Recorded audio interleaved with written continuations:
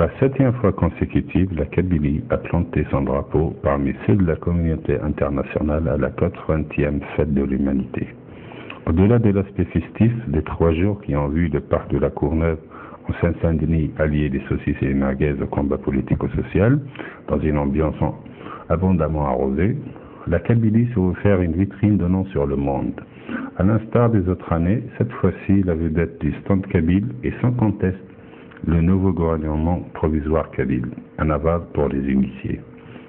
Les jeunes ministres du GPK ont profité de l'occasion pour animer des conférences en rapport avec les préoccupations des Kabyles et de la Kabylie. La première à ouvrir le bal était Mme Jamila Amgoud, la ministre de la Culture.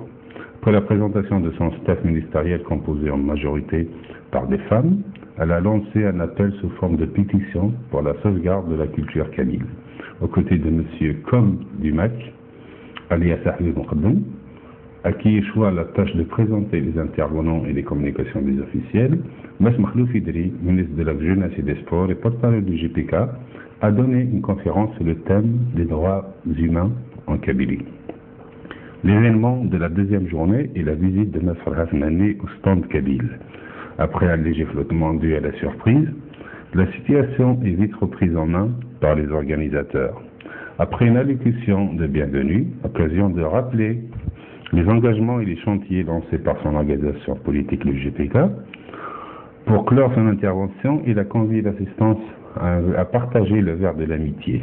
C'est pour que vive la Kabylie libre qu'il a levé son verre d'orangina. Vive la Kabylie libre! Le rendez-vous est pris pour l'année prochaine afin d'évaluer l'action gouvernementale de cette équipe. D'ici là,